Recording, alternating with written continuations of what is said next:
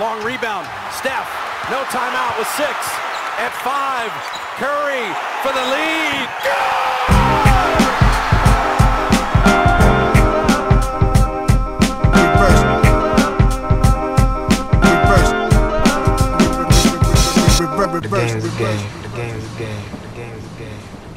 Always, always, always. Bienvenue à toutes et à tous dans un nouvel épisode du podcast de l'équipe Rivers Basket Session. Je suis rejoint par Shai Mamou, Antoine Pimel, les deux superstars du CQFR que vous retrouvez tous les matins maintenant du lundi au samedi inclus. Merci encore pour toutes les questions que vous nous avez envoyées pour le deuxième épisode du ce à quoi il fallait répondre qu'on publie le samedi. C'est vraiment cool de pouvoir répondre à vos questions. Notamment, je vous avoue qu'on avait été bluffé par le nombre de questions qui ont été envoyées, par la qualité des questions également qui ont été envoyées. Avant qu'on commence le sujet de cette semaine, je voulais vous rappeler la sortie de notre premier livre, Une saison en enfer, mais surtout vous remercier pour les retours que vous nous avez envoyés, que ce soit sur les réseaux, par mail ou autre. On est vraiment ravis de voir l'accueil que vous avez réservé à ce bouquin dans lequel on a mis beaucoup d'énergie, on a mis beaucoup de nous-mêmes, sans doute plus que ce qu'on aurait aimé vu les histoires de loose qu'il y a là-dedans. En tout cas, voilà, on voulait vraiment vous remercier de nous suivre sur ce nouveau projet. On va enchaîner sans transition sur l'épisode du jour. Il faut rendre au King ce qui lui appartient, sa couronne. LeBron James et les Lakers viennent de remporter la NBA Cup. On sait, depuis le début de saison, c'est vrai qu'on a des avis qui divergent parfois au sujet des Lakers. C'est une équipe dont je pense que le plancher est assez clair de cette équipe. Par contre, c'est dur de voir vraiment où se situe le plafond. On a eu envie d'en reparler un petit peu avec Shai et Antoine, voir un petit peu ce dont cette équipe peut réellement ou objectivement rêver cette saison. Première question ouverte, Shai et Antoine, déjà, est-ce que c'était une surprise pour vous finalement de voir les Lakers remporter donc cette première NBA Cup In-Season Tournament de l'histoire? Non, on s'attendait à ce qu'ils soient compétitifs dedans. De toute façon, à chaque fois qu'on en a parlé, on s'était dit que ce serait pas une équipe parmi les top contenders, même si je veux dire, une équipe où il y a LeBron, c'est forcément qui a été championne il y a 3 ans du coup, enfin en 2020. Forcément, ils sont ambitieux, mais on savait que ce serait sans doute pas ni Denver, ni Boston, qui est l'autre favori identifié, et que que ce format coupe favoriserait peut-être une équipe comme ça. Donc non, je suis pas surpris qu'ils gagnent. Je suis pas surpris non plus qu'Indiana ait été en finale, parce que c'est justement une équipe qui rentre dans ce cadre-là. Mais après, je sais pas, Antoine, si toi peut-être que tu t'attendais pas. Moi, à partir du moment où LeBron a commencé à en parler, à dire ça m'intéresse, je voudrais faire gagner $500,000 à mes potes, je me suis dit bon, il va essayer de jouer le truc. Il y a le côté c'est la première, donc il faut marquer les esprits. Et il l'a dit après, hein. Il a dit un truc qu'on peut pas enlever à une équipe, c'est quand c'est la première à avoir accompli quelque chose. Pareil pour un joueur. Donc voilà, c'est pas illogique. Je sais pas si toi, Antoine, t'avais Non, vu pas ce sûr. venir. Pas surpris non plus. Après, je dirais que j'avais pas misé sur les Lakers quand on faisait des pronostics entre nous, mais bon, c'est des pronostics qui valent pas non plus grand-chose. J'avais pas misé sur Los Angeles, mais je suis pas surpris que ce soit l'équipe qui ait gagné. Comme toi, à partir du moment où LeBron il en a fait un objectif, c'est pas une série de playoffs, c'est pas une campagne de playoffs, c'est plus simple, tu vois, pour un joueur comme LeBron. Tu sais que voilà, tel les mardis et vendredis, c'est le match le plus important de la semaine. La NBA Cup gagner la première NBA Cup, ça a une symbolique. Alors lui, il avait tourné ça en mode ouais, pour mes coéquipiers qui veulent aller chercher les $500,000. Bon, je pense que il y a aussi une part de narration pour ma légende personnelle et c'est tout à son honneur, pardon, d'aller chercher le titre, d'aller chercher ce premier titre. Il repart avec le MVP. Voilà, ça rajoute une ligne en plus au CV de LeBron. Je suis pas surpris que les Lakers aient été bons dans cette configuration. Lui les a portés pendant un long moment au final, hein, jusqu'à la finale. Après la finale, c'est Anthony Davis qui sort un match de mammouth, 41 points, 20 rebonds. Mais c'est vrai que jusqu'à la finale, il y a eu du très bon LeBron. Et du très bon LeBron, voilà, sur des matchs comme ça, par-ci, par-là, on peut parler de son âge, mais il a encore les jambes pour tenir, pour être le meilleur joueur sur le terrain sur des matchs comme ça à élimination directe. C'est un format qui colle bien avec ses capacités physiques aujourd'hui, qui sont d'ailleurs impressionnantes.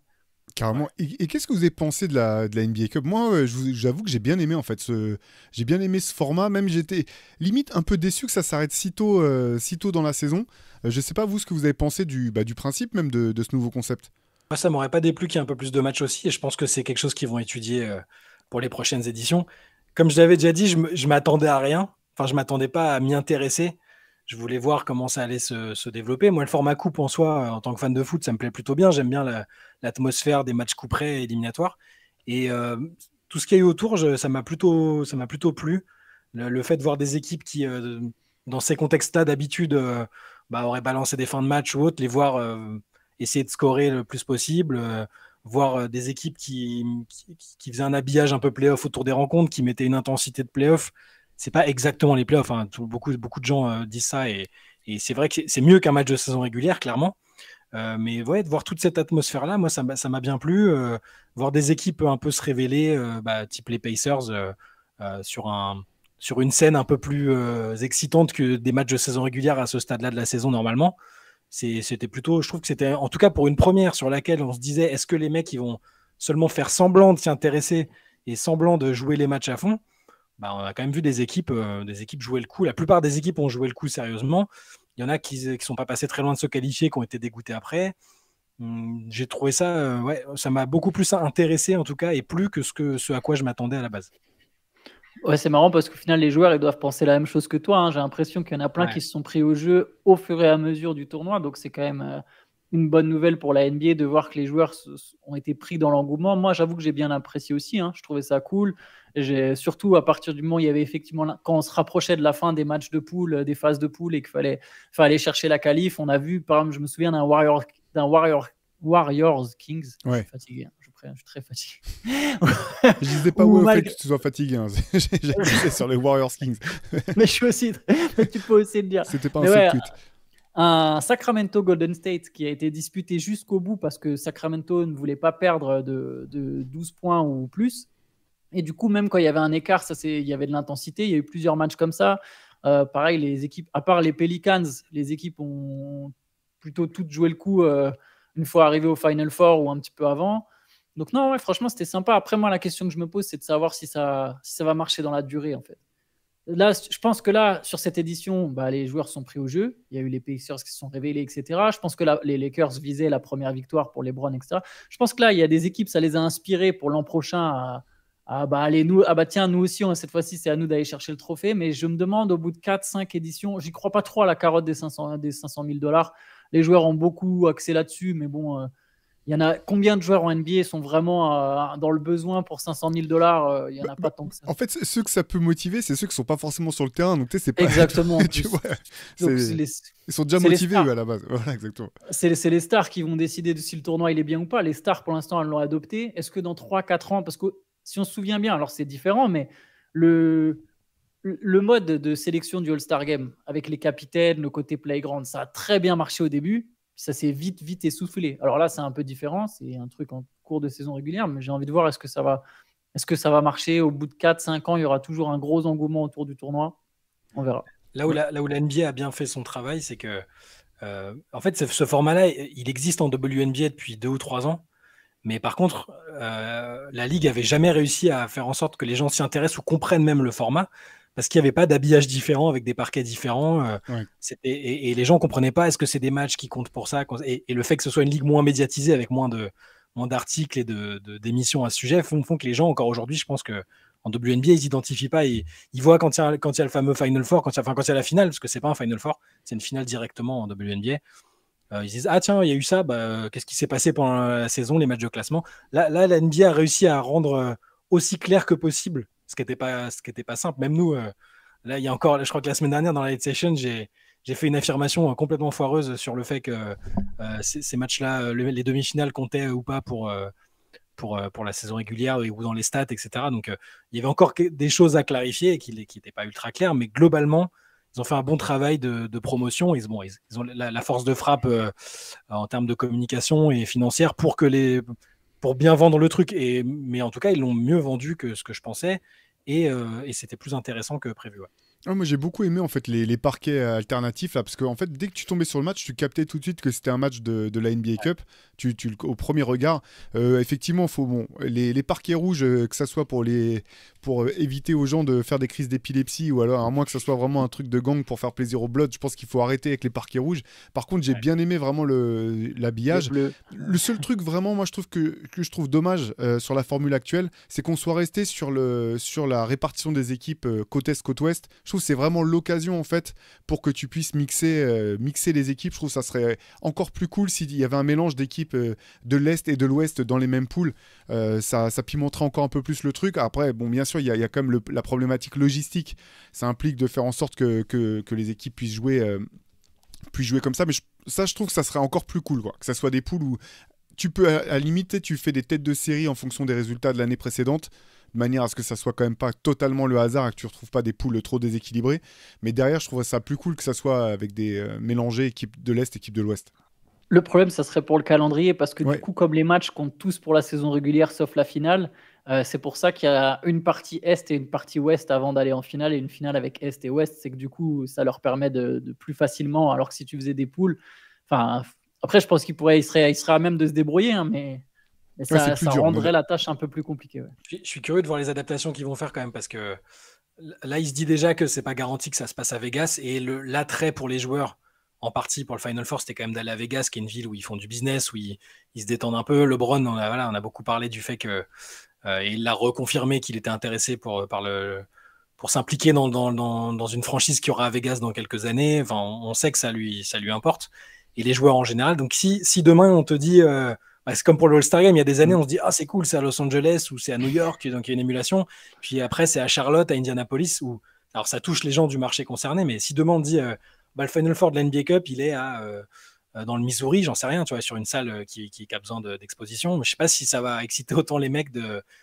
Voilà. Et tu as raison, Antoine, l'attrait de la nouveauté, tout ça, il faut voir, il faut surveiller, mais c'était dans tous les cas mieux. Moi, honnêtement, je m'attendais à un flop, mais parce que j'avais l'expérience de la WNBA, où il n'y a pas du tout eu ça n'a pas décollé. Et c'est... Ouais, je veux dire, le simple fait qu'on en ait parlé plusieurs fois et de manière répétée, je m'y attendais pas. Je pensais vraiment qu'on allait...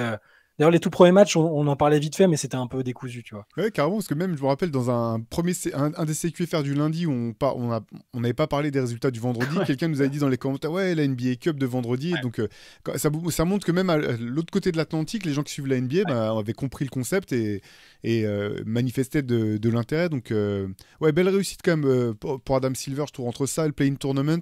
Je trouve que c'est quand même deux choses qui arrivent à repimenter un peu plus la saison régulière. Enfin voilà, donc pour recentrer un peu le débat, donc voilà, les Lakers qui se sont imposés en finale face aux Pacers, comme tu le disais tout à l'heure, Shai. Belle victoire de Los Angeles, comme vous le disiez ce matin dans le CQFR. On peut peut-être revenir rapidement sur cette finale. Moi j'ai senti un LeBron James déterminé dès le départ, les Lakers hyper agressifs. Je pense que c'était aussi un match qui avait été travailler d'un point de vue préparation. Parce qu'on sait que pendant la saison régulière, les coaching staff peuvent pas faire des plans de jeu pour toutes les équipes. Ça change trop tous les jours. Mais là, tu sentais que j'ai eu le sentiment, je sais pas si c'est le vôtre en tout cas, mais que les Lakers avaient vraiment préparé ce match un peu comme un match de play-off en ciblant les forces et les faiblesses des Pacers de manière à... Il y avait un plan de jeu qui était clair et qui n'était pas simplement on va jouer notre meilleur basket possible, quoi.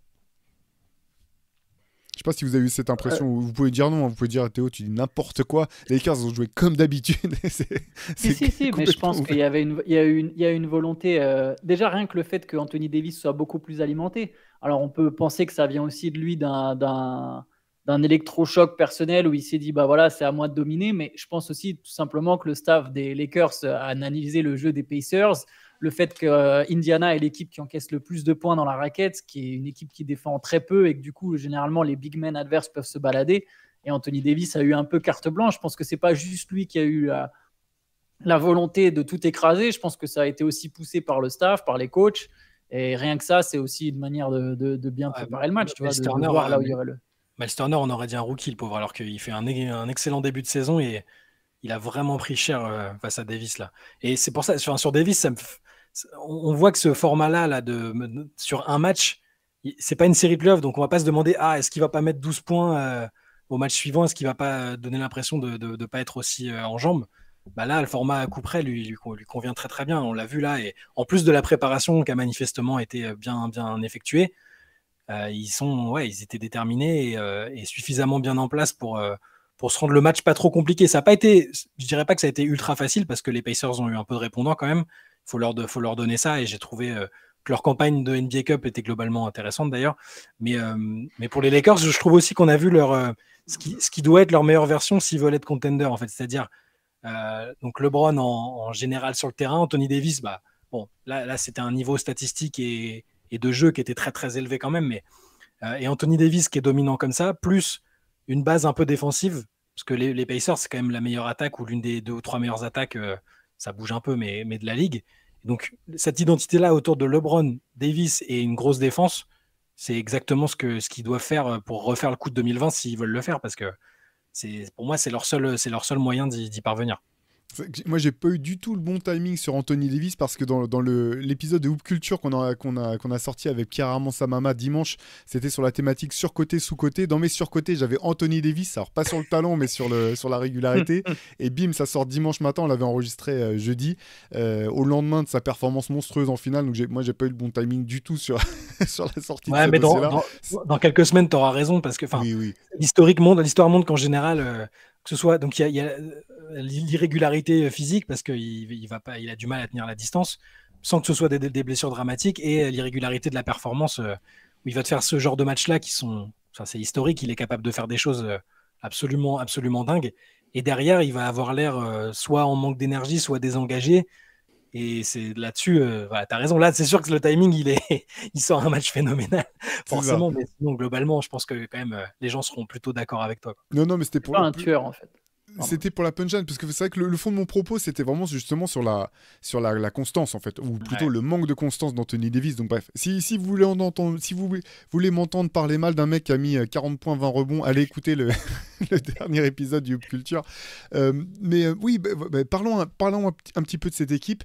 C'est vrai qu'en début de saison, quand on faisait un petit peu nos previews, nos podcasts de preview, moi je regardais cette effectif des Lakers, je trouve que tous les choix depuis le trade de Russell Westbrook ont été pertinents, que cette équipe est plus équilibrée que par le passé. Mais malgré tout, en fait, moi j'avais quand même le sentiment que cette équipe a manqué de talent, dans le sens où elle repose quand même quasi exclusivement sur LeBron et Anthony Davis, ce qui n'est pas forcément un problème, parce que toutes les fortes équipes reposent sur 2 stars avant tout. Mais connaissant l'historique de blessures, l'historique de blessures d'Anthony Davis et puis l'âge avançant de LeBron, je trouvais que finalement le reste de l'effectif était quand même relativement léger, en fait. Relativement léger. Pour l'instant, tout se passe bien. Anthony Davis n'est pas blessé. LeBron continue de gagner son combat de boxe avec le temps, là, comme le disait Mike Breen, je crois, dans un match du week-end. Est-ce que ce titre, finalement, même si c'est le premier, même si c'est un petit peu particulier, est-ce que ça remet en cause quelque chose pour vous en termes du potentiel de cette équipe telle qu'elle est construite? Et après, je pense qu'on pourra venir dans une deuxième partie sur ce qui peut être fait. Mais est-ce que ça invalide ou est-ce que ça fait bouger un petit peu la manière dont vous perceviez cette équipe? Non, comme je disais tout à l'heure, la recette, on la connaît. Ce qui est rassurant, comme tu disais, c'est que, et d'ailleurs, c'est un débat annexe, mais le côté load management partout dans la ligue, pour l'instant, les mesures sont plutôt efficaces parce qu'on n'a pas vraiment d'énormes blessures. Alors, il y a des cas particuliers, hein. Malheureusement, Ben Simmons, par exemple, n'est pas là, joue pas. Mais si on prend le cas de LeBron et Anthony Davis, qui sont pas load managés, si on veut faire un néologisme, ça se passe bien. Ils arrivent à enchaîner les matchs et ils sont bons quand ils jouent. Est-ce que ça change quelque chose? Moi, je suis toujours sur la même ligne de pensée. C'est-à-dire que là, c'était une compétition ponctuelle où ils ont été très bien et où le format était adapté pour eux, comme l'était la bulle d'ailleurs, quand ils ont été champions avec ce même tandem-là. C'est-à-dire qu'il n'y avait pas les voyages incessants et tout ça, ils restaient au même endroit, il n'y a pas de moyen de se disperser. Et donc, ça les arrangeait bien. Et là, c'était pareil. Sur l'ensemble de la saison et dans l'optique de play-off, je reste quand même sceptique ou méfiant parce que d'expérience, Anthony Davis, il y a toujours quelques petits pépins. LeBron, récemment, sur ces dernières années, il a toujours eu des pépins physiques aussi, malheureusement. Ça a beau être le meilleur vieux de tous les temps et il est complètement hallucinant. Je veux dire, là, en regardant les matchs encore, il y a eu le match où il s'est promené même déjà. Il n'a même pas eu besoin de forcer contre New Orleans. Il n'a pas eu besoin de jouer beaucoup, mais même là, il avait un impact. Sur tous les matchs de cette NBA Cup, il a une adresse complètement démente. Des choses athlétiquement encore qui sont inconcevables et qu'on n'a jamais vues. En fait, dans n'importe quel sport, n'importe quel athlète à quasiment 40 ans, il fait des trucs d'une fluidité et d'une facilité qui sont indécentes.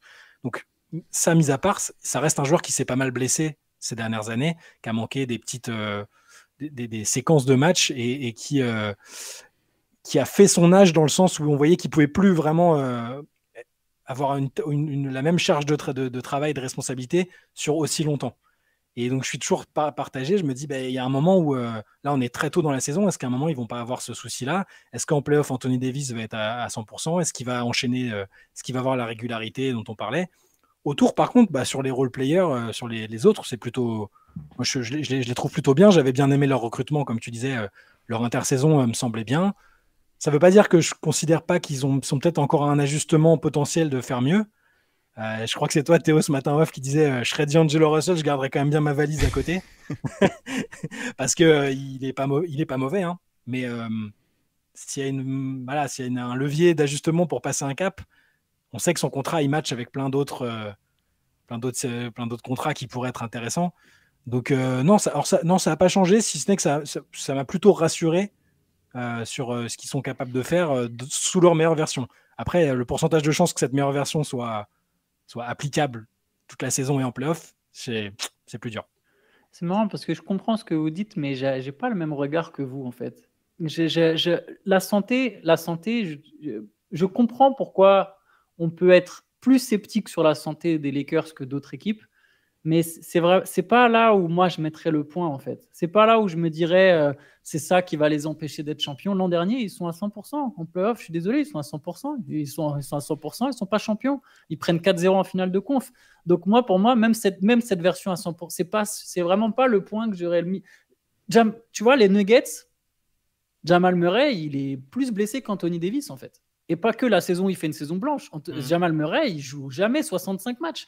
Nikola Jokic, il rate 10 matchs par saison chaque année. Alors, il est solide, mais il rate 10 matchs par saison. Michael Porter Jr., il est sujet à des blessures. Si je prends les Suns, Bradley Beal, il est quasiment tout le temps blessé.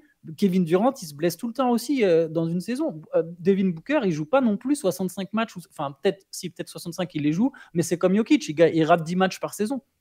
Après, oui, les Lakers, ils sont plus vieux. Pareil, je n'ai même pas mentionné les Warriors, mais les Warriors aussi. Donc, en fait, je ne vois pas une équipe favorite à l'Ouest qui a forcément plus de problèmes, qui a moins de problèmes de santé que les Lakers. Après, oui, c'est vrai, Anthony Davis, c'est un cas spécial. Il se blesse quand même beaucoup.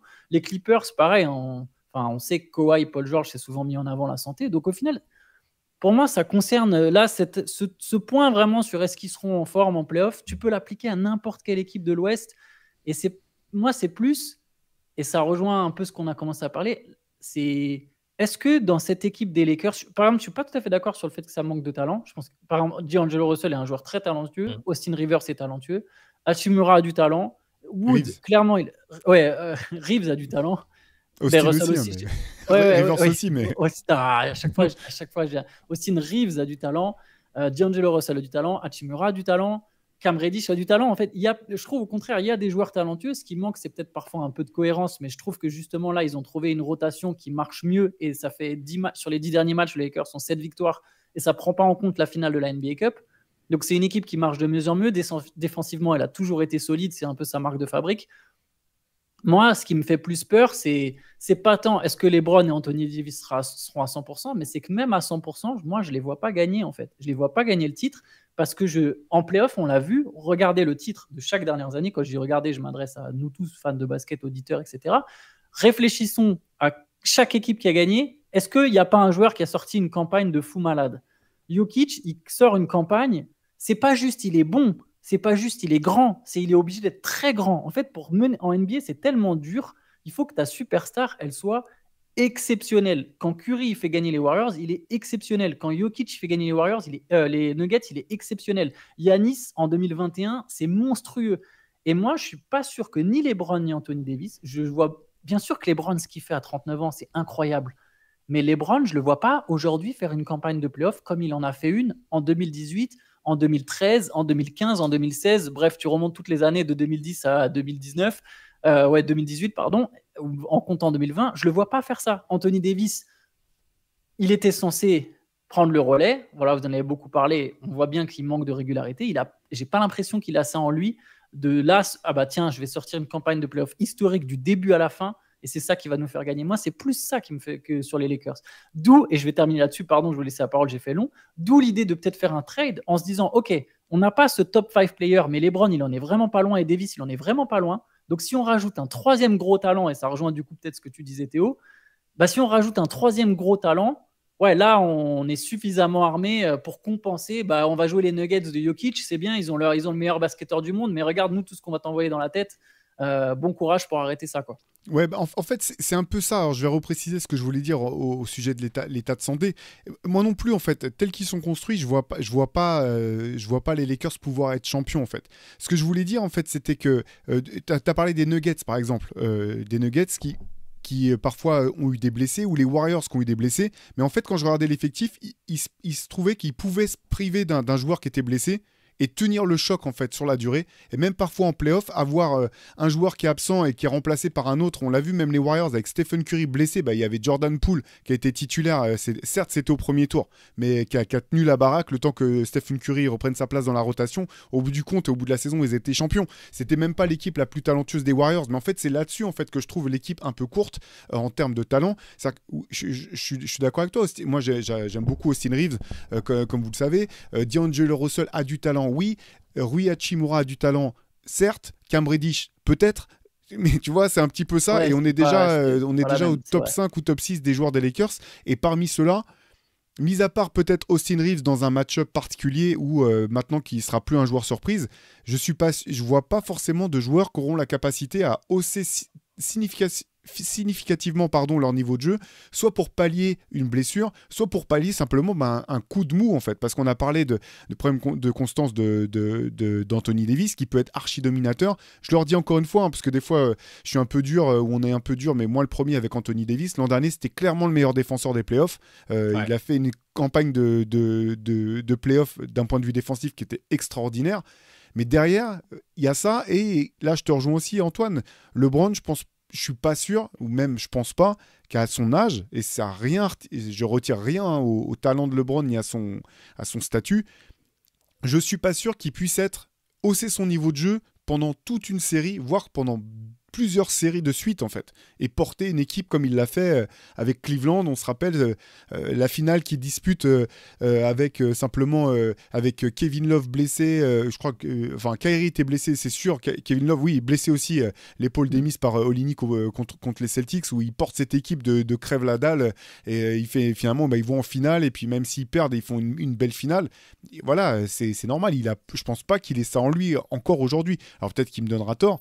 Et c'est là en fait, je reviens à ce que tu disais Antoine, où effectivement c'est là que le roster, je pense quand même qu'il est un peu léger si l'objectif des Lakers c'est toujours de viser le titre à coup sûr, quoi. Mais le point central, ça reste, la clé, c'est toujours Anthony Davis, je pense, parce que c'est évident, on le dit à chaque fois maintenant. Mais et tu dis que tu peux paraître dur avec lui, mais je pense qu'on semble tous durs avec lui parce que ça devait être un peu, alors j'exagère peut-être, mais ça devait être un peu l'élu quand il est arrivé. On avait rarement vu un joueur comme ça, et quand il est à son max, il a des lignes statistiques que personne d'autre n'a faites, en fait, même encore aujourd'hui. Quand tu regardes son CV, ses meilleures performances en carrière, il y a des trucs qui n'ont aucun sens. Et même sur la campagne de playoff où ils sont champions, même un peu l'année dernière défensivement, c'est un joueur incroyable. C'est pour ça que on n'est pas dur, c'est juste qu'on avait placé des attentes en lui, et beaucoup de gens avaient placé des énormes attentes en lui, qui devraient le faire que c'est un des meilleurs joueurs, quasiment de tous les temps. C'est-à-dire qu'il a, en termes de talent, il a été dans la liste des 75, on est d'accord? Ouais. Voilà, Ouais. ça, on en pense qu'on en veut, mais sur le talent, c'est évident, et sur ce il est capable de faire, bien entendu. Donc, ça reste si on a un Anthony Davis qui est ne serait-ce que 20% plus régulier et plus disponible en saison régulière et au-delà, moi je dis pas qu'ils vont être champions. Je pense aussi qu'ils sont un peu moins armés et limités par tout ce que vous venez de dire. Mais par contre, il y a toujours un scénario où personne ne les prendra à la légère, et un LeBron en playoff, un Anthony Davis concerné, autour une équipe qui tourne bien, un coach qui fait plutôt du bon boulot depuis qu'il est là, qui a réussi à s'adapter au changement d'effectif qu'il a eu l'année dernière. Moi, c'est tout à fait une équipe qui peut aller en finale de conférence, quoi. C'est ça que je voulais dire plutôt. Mais oui, non, mais après, sur le fond, je pense qu'on est d'accord. On les met, il n'y a aucun de nous trois qui les met, même après cette belle séquence-là en NBA Cup, qui les met comme favoris.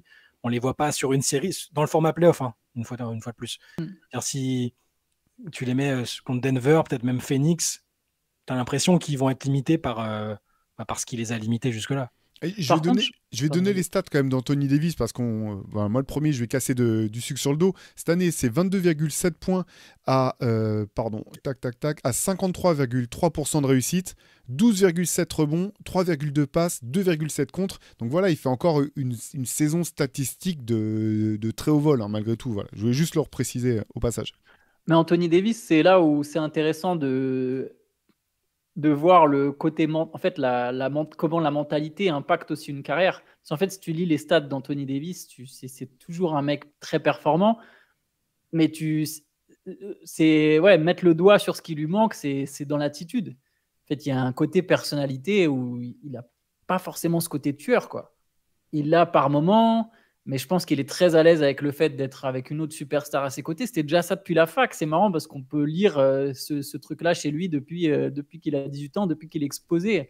À la fac, c'était le meilleur joueur de Kentucky et pourtant, dans une équipe très chargée, c'était pas lui enfin, c'était la star. C'était la star. C'est lui qui a le premier choix de draft, mais c'était en même temps pas vraiment la star. Tu vois, il était la star des role players. Je sais pas comment expliquer. Il comblait vachement les brèches. Et aux Lakers, et en fait, il fait la même chose, quoi. Il a pas su prendre le relais le truc en plus. Je me souviens, il était vachement comparé à Tim Duncan, tu vois, à une époque, à Kevin Garnett aussi. Mais tu vois, Duncan, il a eu le côté assassin, même si on peut dire, ouais, il est chiant, il était discret, etc. Mais Duncan, c'était un assassin quand il fallait. Anthony Davis, je sais pas, il a pas vraiment développé ce truc et je pense que c'est ce qui lui manque. Bah, le fait qu'il ait voulu partir aux Lakers, enfin chez ces Lakers-là, et que derrière, alors qu'il était censé, enfin qu'il y a un LeBron qui a 39 ans et que LeBron arrête pas à chaque début de saison de dire non, mais il faut que quelqu'un prenne les devants. Alors le quelqu'un, on a compris qui c'était, hein, mais et le fait que Davis soit ne veuille pas, soit pas en capacité de le faire, ça montre ce que tu dis, c'est-à-dire côté mentalité franchise player qui est prêt à être constamment le meilleur joueur de l'équipe, tout le temps, à porter l'équipe sur ses épaules. Après, je ne sais pas si LeBron aimerait vraiment, s'il est prêt vraiment à prendre ce recul. Il en est capable dans le jeu, il le montre de temps en temps, mais ça reste un réflexe. Je veux dire, on ne parle pas d'un leader lambda, on parle d'un joueur exceptionnel. Donc, je ne sais pas si. Il aurait fallu voir la situation où Davis était vraiment demandeur de prendre la tête de l'équipe et les responsabilités offensives, d'être tout le temps le meilleur marqueur de l'équipe, tout le temps le joueur le plus important.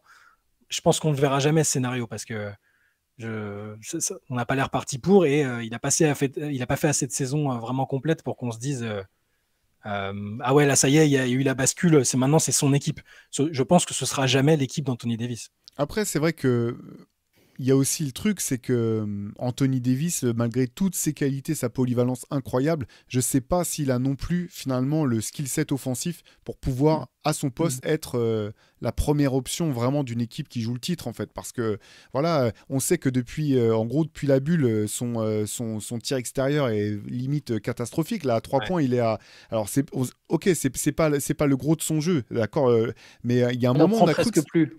Exactement, il y a un moment on a cru que ça allait être ça, qu'il allait passer ce palier là en plus. Là cette saison il est à 23%.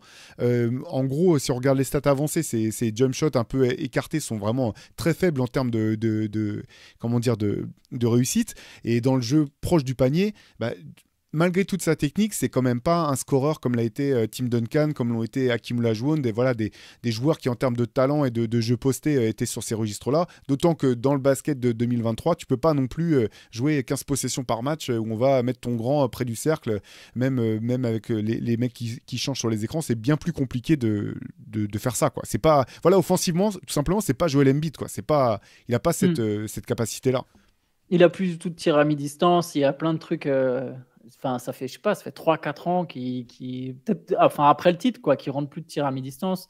Après, je pense moi, je suis d'accord avec toi qu'il n'a pas le skill set offensif pour être constamment la première option, mais il aurait pu l'avoir, par contre, j'ai l'impression. J'ai l'impression qu'il aurait pu l'avoir et qu'il n'a pas été loin de l'avoir. Ouais. Et à un moment, il aurait pu être le mec qui face-up constamment, comme Giannis, qui prend de vitesse tous les gars et qui athlétiquement les domine. Quand ça recule, il shoot. Et qui joue quand même quelques post-up et près du cercle aussi. Enfin, il pouvait avoir un espèce de package. Après, de toute façon, de nos jours, tu as toujours besoin d'un extérieur fort. Donc, quoi qu'il arrive, Mais j'arrive à imaginer quand même un scénario où il aurait pu être capable de faire ce qu'a fait Giannis, tu vois. Ce qu'a fait Giannis avec les Bucks. Mais bon. Après, sinon, juste brièvement sur les Lakers, j'avais perdu le fil de ma pensée, mais moi non plus, je ne les vois pas gagner. Mais on parlait de la santé. Et cette équipe, je pense qu'elle est suffisamment proche quand même d'être contender pour, sur certains scénarios, se retrouver en finale NBA en fait. Parce que si justement eux ont la santé, pour aller du coup dans votre sens, si eux arrivent à avoir la santé et que les Nuggets, je sais pas, il manque Jamal Murray ou Nikola Jokic est ultra fatigué par l'enchaînement des 2 saisons, on le voit déjà, tu vois, il y a déjà de la fatigue. Après, je pense que ça va recharger les batteries, mais si les Nuggets sont un petit pépin, si les Suns sont un blessé parmi leurs, on voit bien, hein, les Suns, ils sont très forts, ils ont du potentiel, mais la marge, on sent que la manière dont ils jouent, bah, s'il manque un des 3, tu vois, ça peut déjà avoir des limites en playoff. Donc voilà, tu sais, les Lakers, ils sont suffisamment bien placés, je pense, pour se dire, on n'est peut-être pas les favoris numéro 1, mais ça peut aussi jouer dans notre faveur à un moment ou à un autre. Oui, non, carrément. De toute façon, c'est vrai que c'est là où finalement LeBron, c'est quand même fou, en reprenant ce que tu disais tout à l'heure, Shai, à son âge, etc., c'est que malgré tout, tu dis tout est quelque part tout est possible encore en fait dans le bon set dans les bonnes circonstances. Moi encore une fois, vu l'effectif tel qu'il est construit, j'ai quand même pas mal de doutes malgré tout à ce qu'il puisse aller jusque là. Est-ce que tu commençais à utiliser un petit peu la suite du podcast tout à l'heure, Antoine? Est-ce que vous imaginez cette équipe des Lakers une fois la deadline passée être la même, ou est-ce que vous pensez qu'un trade est inéluctable pour cette équipe? Je sais pas si je te mets sous les projecteurs. Bah, forcément, avec Pelinka, on peut se dire qu'il y aura du mouvement parce qu'il l'a montré l'année dernière. Il s'est pas contenté de la situation. Elle était un peu critique. Et là, on n'est pas du tout dans ce cas de figure-là. Mais rien ne nous dit qu'ils vont pas faire une mauvaise série et se retrouver virtuellement hors des places les plus enviables. Je sais pas si je les imagine pareil. J'ai toujours eu l'impression, et on le dit tout le temps, que la signature, la prolongation de D'Angelo Russell était juste une petite prolongation et que ça repoussait de quelques mois seulement son départ parce que il n'a pas toujours l'air ultra compatible avec ce qu'ils veulent faire, avec LeBron parfois. Ils parlent beaucoup à leur crédit, ils discutent beaucoup. Il y en a qui ont parfois cru qu'ils s'embrouillaient sur le terrain, mais il y a quand même pas mal de dialogue sur de la tactique pure et dure. Donc il y a cette envie, peut-être que c'est le cliché de l'année de la maturité pour D'Angelo, où il a l'air de ne pas vouloir en faire qu'à sa tête et il communique beaucoup avec LeBron. Je pense, alors est-ce qu'ils doivent en faire un? Je pense qu'ils devraient en faire un quel que soit que ce soit en utilisant D'Angelo Russell avec peut-être un autre manière de ballon, plus organisateur, je sais pas, ou avec un intérieur défensivement plus convaincant peut-être, parce que derrière dans la rotation il y a Christian Wood qui est très bon attaquant, mais défensivement c'est compliqué. Jackson Hayes, ouais, voilà, Jackson Hayes joue pas beaucoup pour l'instant. Moi, c'est pas un joueur dont je suis. C'est pas mal sur un faible temps de jeu. Il y a de l'énergie, ça jump, mais c'est pas. Je sais pas si en playoff tu peux vraiment le mettre et t'attendre à ce qu'il soit performant. Donc je pense comme ça là, si c'est ce qui doit les séparer du statut de gros outsider contender, oui, il faut faire un move. Lequel? C'est plus le genre de truc qu'Antoine est capable d'élaborer en en quelques instants. T'en avais fait des trades pour les Lakers en papier. Mais déjà, ce qu'il faut saluer, c'est le travail de Pelinka, dont on s'est souvent moqué. Hein, mais c'est vrai. Les Lakers, en étant aujourd'hui un candidat quand même, ou un outsider pour le titre, en ayant LeBron James et Anthony Davis qui prennent beaucoup de place dans la masse salariale, malgré ça, c'est une équipe qui a encore beaucoup de flexibilité. C'est vraiment pas le cas de tous les contenders. Par exemple, les Bucks n'ont aucune flexibilité. Ils ont aucun pic disponible, ils n'ont rien. Pour recruter pour Milwaukee, ça va être un enfer, ça va être que via le marché des buyouts. Les Lakers sont des swaps, des swaps de premier tour. Ils ont un premier tour encore disponible à échanger. Ils ont les contrats d'Austin Reeves, de Rui Hachimura, de D'Angelo Russell. Il y a même le contrat de Gabe Vincent. Tu vois, c'est un mec qui vient de signer, mais bon, c'est un vétéran qui a fait un bon parcours l'an dernier, qui coûte 10 millions. Tu peux l'échanger si besoin. Le contrat de Taurean Prince, c'est un bon contrat. Il y a pas mal de trucs qui peuvent être échangés. Donc, ils peuvent assez facilement remodeler leur effectif si besoin. Il faut le souligner parce que c'est quand même pas simple d'être dans cette position tout en étant compétitif. Moi, je pense qu'ils feront un trade. Tu vois, pour répondre à la question de Théo, est-ce que ce sera la même équipe? Il y aura forcément des petits changements à la marge, genre soit sur des petits trades mineurs, soit sur le marché des buyouts, faire venir un ou deux vétérans de plus. Pour ce qui concerne un gros trade, je pense que ça dépend vraiment de qu'est-ce qu'ils peuvent récupérer en échange de D'Angelo Russell. Je ne pense pas qu'ils vont sacrifier Russell juste pour sacrifier Russell. Je pense que c'est vraiment s'il y a moyen de faire venir une troisième star. Si c'est un Zach LaVine, peut-être Jeremy Grant, et encore, je pense qu'ils je pense qu'il y a un monde où Jeremy Grant, ils peuvent aller le chercher sans lâcher Russell. Russell, il fait une bonne saison jusqu'à présent, ce qui est quelque part bien aussi pour sa valeur marchande.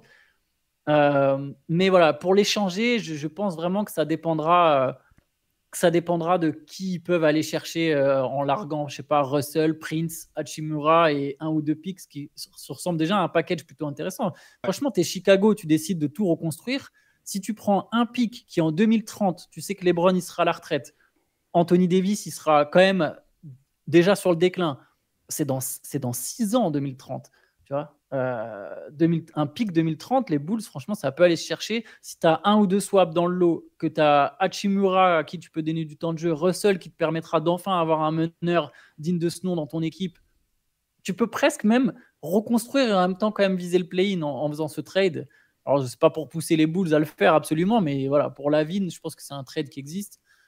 S'ils peuvent faire venir Jeremy Grant, les Lakers, voilà, ça c'est à la place de Lavine, du coup tu peux pas faire les deux, mais pourquoi pas. Je pense que c'est toujours quelque chose donc peut y avoir des trades. Est-ce qu'il y aura automatiquement un gros trade? Je suis pas certain, quoi. Ça dépendra des autres franchises. Ouais, ce que je trouve dommage, c'est que, enfin, du point de vue des Lakers, c'est que Gabe Vincent a été autant blessé en fait, parce qu'il a joué que 4 matchs, et je pense que ça aurait vraiment été intéressant. Donc je sais pas, j'ai pas la timeline de son retour potentiel, je sais pas quand est-ce qu'il est censé revenir, mais je pense que ça aurait vraiment été intéressant que les Lakers puissent voir sa complémentarité avec le reste de l'effectif, parce qu'en fait, pour moi, ça, comment dire, ça peut vraiment avoir un impact sur quel type de trade est fait par la suite, parce qu'en fait, quoi qu'il arrive, il y a besoin quand même d'un autre playmaker dans cette équipe.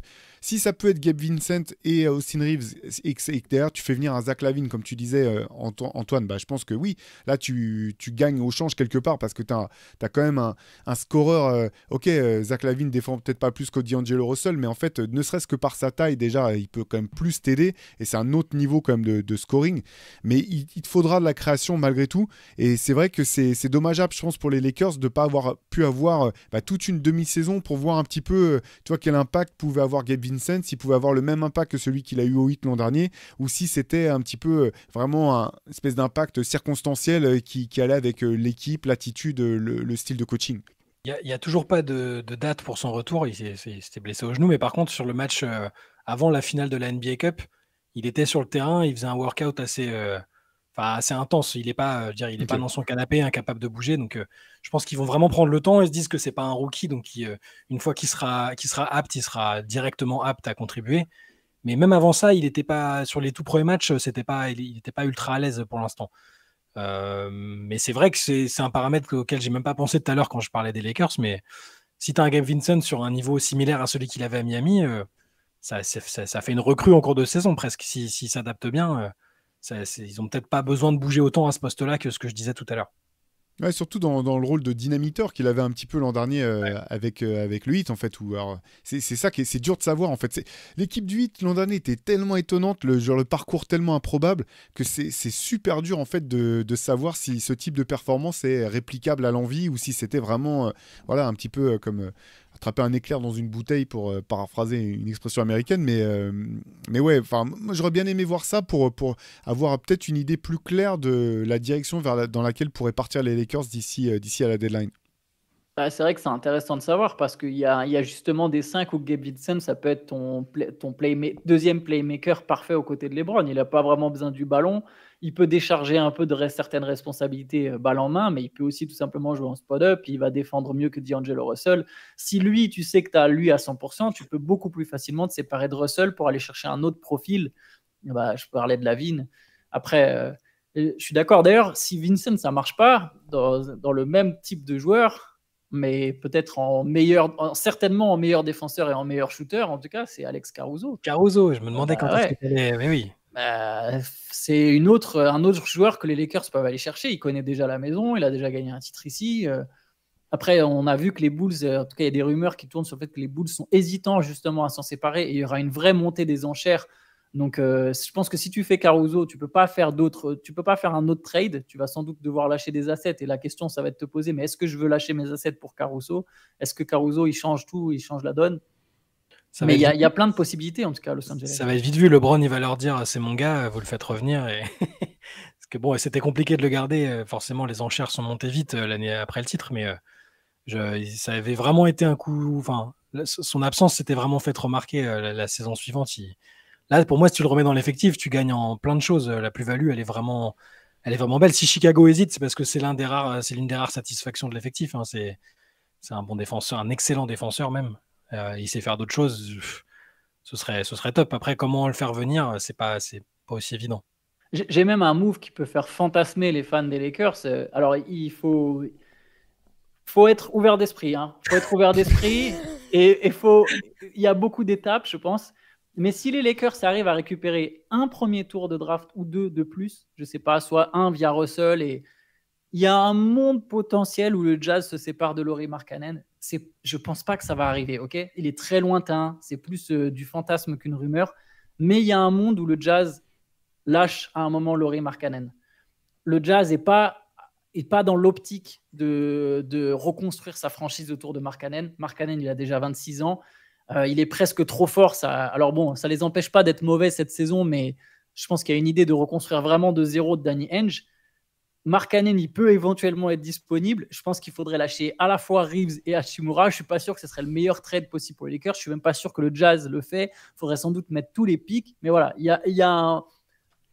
Je ne serais pas non plus complètement abasourdi si Markkanen venait être transféré en février. Je ne pense pas que ça arrivera.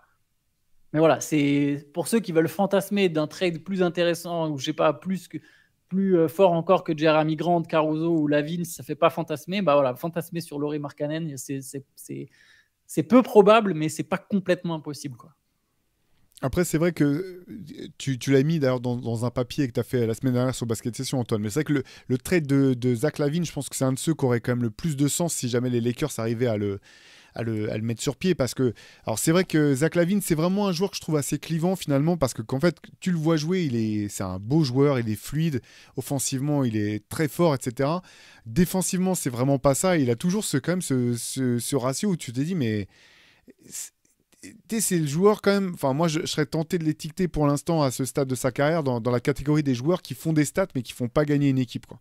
Mais par contre c'est vrai que dans un contexte comme celui des Lakers, avec une défense qui est en place, avec une hiérarchie d'équipe qui est déjà en place en fait avec des cadres, je pense vraiment que c'est le joueur qui peut être déterminant dans une équipe comme ça en fait, si jamais il devait venir jouer aux Lakers, j'ai l'impression que ça peut être qui peut apporter que de la plus-value et que finalement ses limites en termes d'impact seraient gommées par la qualité défensive de l'équipe et par les joueurs autour par lesquels il serait entouré en fait. Ouais, je sais pas s'il y a d'autres joueurs comme ça que vous verriez être de meilleurs fits. Alors avant même qu'on se pose la question vraiment de la faisabilité au sens strict, est-ce qu'il y a d'autres joueurs que vous verriez être des fits parfaits pour les Lakers? Moi, c'est pas un autre joueur, mais on en avait parlé déjà avec Antoine. Mais après, moi, je suis très partial. J'adore Jeremy Grant depuis des années. C'est un joueur, toujours ce genre de joueur dont quand tu les mets quelque part, tu te dis cette année, c'est lui qui va changer la donne à cet endroit-là. Donc, je pense qu'il leur conviendrait très bien parce qu'il est capable sur un soir de mettre 20 points sans forcer. Il est aussi capable de défendre sur n'importe quel joueur adverse. Il y a un côté couteau suisse hyper polyvalent, joueur qui fait pas de vagues, qui me paraît très très indiqué. Donc après sur les autres joueurs, non, je pense qu'Antoine avait bien ciblé par rapport au marché, à l'état du marché, à ce que pouvaient viser les Lakers. Même le fantasme Markkanen, comme tu l'avais appelé, c'est pas totalement, c'est pas utopique non plus. Il y aurait des raisons de le faire. Il y aurait des raisons de tenter de le faire et il apporterait quelque chose d'assez incroyable pour eux s'ils le faisaient. Mais moi, si je dois en choisir un, si je suis le GM des Lakers, c'est qu'on me dit t'as ces moves là sur la table. Alors je pense qu'en tant que les fans des Lakers aimeraient bien un Caruso qui revient, il coche aussi pas mal de cases. S'il revient, t'es content, mais je pense que je mettrais Jeremy Grant devant quand même. Mais sinon, comme autre move, alors Grant, moi je suis d'accord, Lavine, moi j'aime bien le move Lavine, et pourtant j'aime pas Zach Lavine. Tu vois, tu dis t'as raison, c'est un joueur clivant, moi c'est pas un joueur que j'aime bien, mais je pense justement complètement que c'est qu'un mec de stats qui a peu d'impact. Par contre, je pense que c'est quand même un mec intelligent et qui est pas tant que ça une tête de con. On a voulu un peu à un moment lui donner ce truc-là. Et il l'a sans doute un peu sur certains points. Apparemment, il boude toujours sur le fait d'avoir été benché à un moment sur un match du Magic en 1997. Tu vois. Il en veut encore. Mais je pense que c'est un mec, selon le contexte, il peut s'adapter vachement au contexte. Et je pense que c'est le genre de gars qui écoutera LeBron, en fait. Tu vois, c'est important. Tu vois, par exemple, Brandon Ingram, c'est pas un mec qui allait écouter LeBron. Ça se sentait dès le départ. Ça se voyait sur le terrain. Ça se voyait dans les déclats. Ça se voyait dans tout ce que tu veux. Que Brandon Ingram, il a sans doute célébré son transfert aux Pelicans avec pas mal de weed, à mon avis. Je peux te dire qu'il avait pas du tout envie de jouer avec LeBron. Et je pense que tu le laissais 6 mois de plus avec LeBron, il allait l'envoyer chier. Et ça m'étonnerait même pas que ce soit même arrivé à l'entraînement, tu vois. Et Zach LaVine, je l'imagine bien écouter, je l'imagine bien se mettre au diapason. Je pense qu'il a les armes défensives pour compenser ses lacunes, comme tu le disais. Il a des qualités athlétiques. C'est un bon finisseur. Les Lakers sont LaVine. Je me dis pas non plus que les Lakers vont gagner le titre, tu vois. Mais je trouve qu'il y a une potentielle upgrade. Il y avait Grant. Et après, comme autre joueur, c'est un peu plus... C'est peut-être moins sexy, mais Kyle Kuzma, tu vois, Kyle Kuzma, il peut leur apporter un peu les mêmes choses que Jeremy Grant. C'est un joueur pareil qui connaît déjà les Lakers, qui a déjà gagné un titre avec eux. Terry Rozier, qui fait des cartons avec les Hornets. C'est un joueur qui peut aussi apporter beaucoup en sortie de banc, même si je pense qu'avec Reeves, il y aurait peut-être un peu un doublon. Mais voilà, après, je réfléchis quel autre joueur pourrait... J'essaie de voir qui aussi pourrait faire la diff pour les Lakers. C'est déjà une liste intéressante. C'est déjà pas mal, ouais. C'est déjà pas mal. Ouais, OG Anunoby, évidemment. Ouais. Mais je pense... J'ai peur qu'il n'y ait pas assez que les Lakers c'est pas ce qu'il faut pour aller chercher OG Anunoby. C'est quand on voit, parce que c'est pas tant que leur package serait pas intéressant, mais si Toronto lâche OG Anunoby, c'est vraiment pour chercher des assets qui auront du poids pour l'avenir, parce que si c'est pour récupérer des joueurs qui ont le même âge ou qui sont dans le même type de skill set, il n'y a pas d'intérêt pour Toronto, je pense, à moins qu'OG Anunoby leur ait dit moi, si on me file pas le max dans l'été prochain, ou je sais plus quand est-ce que son contrat se termine. Voilà, à l'issue de la saison. Voilà, c'est ça, à moins que ça soit sous pression quelque part. C'est vrai que, bon, de toute façon, Chicago va être sous les spotlights tout au long jusqu'à la trade deadline, en fait, parce que c'est eux qui ont quand même... Enfin, désolé pour les fans des Bulls, mais ça fait 2 ans qu'on dit que leur équipe elle va nulle part. Enfin, que c'est mis à part l'excellent début de saison l'an dernier. 2 ans, j'exagère, mais en début de saison dernier, fantastique. Même si on avait dit dès le départ que ça ressemblait quand même plus à une belle équipe de saison régulière qu'à une équipe qui pourrait vraiment aller loin. Depuis, en gros, avec la blessure de Lonzo Ball, ça a quand même beaucoup fait dérailler le projet. Il y a un moment, je pense qu'il va falloir qu'ils changent leur fusil d'épaule. Ce qui est compliqué, c'est vrai que les stats de Zach LaVine cette année, mais c'est dur de savoir aussi si c'est parce qu'il en a marre de Donovan, s'il en a marre des Bulls ou quoi. Il est saoulé, ça se voit. En termes d'adresse, c'est une de ses pires saisons depuis un bon moment. Là, il est à 44% de réussite, 33% à 3 points. Voilà, c'est pas les standards d'un joueur de son talent, ou du moins de son potentiel. C'est... Dur de savoir. Je pense comme vous que c'est plus une espèce de ras-le-bol et de fait que ce soit pas le bon fit pour lui, que ce soit d'un point de vue philosophie avec le coach ou que ça lui aille pas. Donc à voir. Je sais pas non plus ce que les Bulls chercheront en retour, quoi. Ils ont gagné 4 matchs de suite depuis qu'il est en arrêt. Théorie du complot. Hein. Le pauvre, il est peut-être vraiment blessé. Mais comme par hasard, ils ont commencé à gagner des matchs et là, on apprend que la blessure, que la convalescence est prolongée. Pile jusqu'à l'ouverture des premiers trades de l'éligibilité de certains joueurs pour des trades. Donc forcément, ça pousse à penser au complot, au truc arrangé. Mais en tout cas, Chicago va mieux. Je pense que LaVine, il y a un ras-de-bol et qu'il a besoin de... Il y a des joueurs qui ont besoin d'un changement de décor, il en fait partie. Je pense que là, demain, s'il peut aller à Los Angeles, il y va à pied. Hein. C'est certain. Bah ouais. Il est de là-bas en plus. Hein. En Californie. UCLA, ouais. C'est clair. Bon, et admettons, alors, prenons le problème à l'envers, la question à l'envers plutôt. Imaginons que les Lakers restent, pour X raisons, le bon trade se présente pas, ils n'ont pas l'occasion de bouger, l'équipe reste la même. Tu l'as dit, Antoine, tu as donné un petit peu ton avis tout à l'heure. C'est quoi le plafond de cette équipe selon vous? Ça peut être finale de conférence malgré tout, ou est-ce que c'est vous voyez un scénario dans lequel ça peut se produire? Oui, si tout clique quand même, c'est le tandem LeBron-Anthony Davis reste en théorie très très fort. Il n'y a pas beaucoup d'équipes qui peuvent être certaines de les taper. En fait, la série contre les Nuggets, il faut se rappeler que c'est un sweep, mais elle est extrêmement compétitive. Donc là, il n'y a pas beaucoup d'équipes qui, à mon avis, seraient sereines face aux Lakers. Hein. Je pense que... Moi, oui, le plafond, ça me semble être ça, une finale de conférence avec un autre scénario favorable peut-être au-dessus. C'est juste que c'est pas une équipe que tu étiquettes championne ou grosse favorite. Enfin, l'Ouest est tellement dur. Les équipes, sans parler de celles qui n'ont pas encore vraiment lancé leur saison, tu te dis, ça peut être un bain de sang. Donc, mais je me répète, hein, je radote, mais sous leur meilleure version, avec ces deux-là, l'identité défensive qu'ils avaient quand ils ont gagné le titre la dernière fois, si elle est là, si elle est présente tout au long de la saison et en play-off, bah oui, la finale de conférence me semble pas invraisemblable. Ouais, je pense que le plafond, c'est finale de conférence, mais je sais pas l'équipe que je mettrais en premier.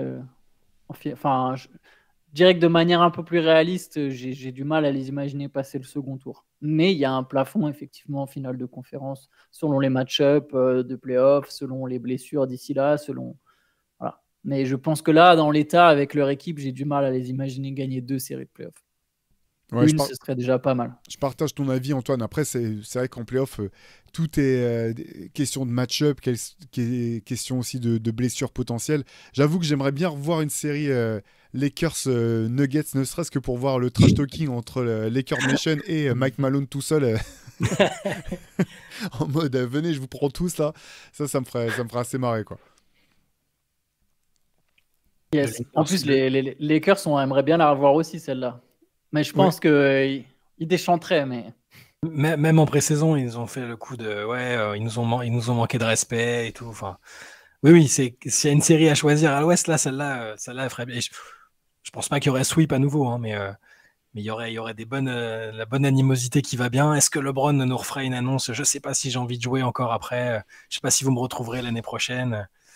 Plein d'intrigues comme ça qui seraient cool à voir. Bah écoutez, je vous propose qu'on referme là cette page Lakers pour, malgré tout, félicitations encore, bravo aux Lakers d'avoir remporté la première NBA Cup de l'histoire. Comme dit LeBron, ça c'est pour l'éternité, ça on est le premier pour l'éternité, ça peut pas être discuté. Moi j'ai hâte comme vous, j'ai hâte de voir un petit peu ce que le reste de la saison va leur réserver, voir s'ils peuvent maintenir ce niveau quand même de prestations sur la durée, et puis vraiment en fait cette année, on pourrait dire que c'est tous les ans que la deadline des transferts est palpitante, mais là j'ai l'impression qu'il y a tellement d'équipes cette année qui ont besoin d'un changement ou d'un ajout de joueurs dans leur équipe pour prolonger pour passer un cap. J'ai l'impression que ça va vraiment être passionnant cette trade deadline. On en est encore loin, mais j'ai l'impression que quasiment toutes les semaines, quand on parle d'une équipe, je dis moi j'attends de voir quelle équipe ils auront après la deadline pour avoir un avis définitif. Ça va vraiment être passionnant. Et il y a des joueurs qui vont vraiment être super convoités. Je pense même que d'ailleurs, on pourrait peut-être même faire une idée pour plus tard, pour une late, pour un podcast ou un papier, là, une espèce de power ranking des joueurs qui vont avoir le plus d'offres sur la table, qui vont être en haut des tableaux blancs de toutes les équipes pour la trade deadline. Il y a déjà quelques profils qui se distinguent, je pense. Ouais, c'est clair. Allez, je vous dis, on vous dit à la semaine prochaine pour un nouvel épisode du podcast, toute la semaine. Let's Session le mardi soir sur Twitch. Venez vraiment, voilà, si vous avez, quand vous sortez de l'entraînement après avoir maté 3 épisodes d'une série ou si vous manquez vous avez du mal à trouver le sommeil, venez discuter avec Shai, Antoine et toute la clique. C'est vraiment bon état d'esprit. Le week-end dernier, il y a les podcasts qui sont toujours que vous pouvez revoir ou réécouter si c'est pas le cas. Le CQFR de samedi, dans lequel on répond à vos questions, le Moop Deep de samedi également avec Benjamin Moubèche en direct de San Antonio, et le Hoop Culture où on ouvre, on parle de basket mais pas uniquement de basket. Tout ça c'est un peu intemporel, n'hésitez pas à vous faire des sessions rattrapage, et puis nous on vous dit dès demain matin pour un nouvel épisode du CQFR avec les deux. Donc je l'ai dit et je le redis, je vais le dire toutes les semaines, les superstars du CQFR, Shai Mamou, coming from allez 6'2", allez 6'2", Shai Mamou, 6'4", Antoine Pimel. Center. Voilà, ça c'est tous les matins, donc venez nous rejoindre. Allez, bonne semaine à tous, ciao. Ciao. Oh.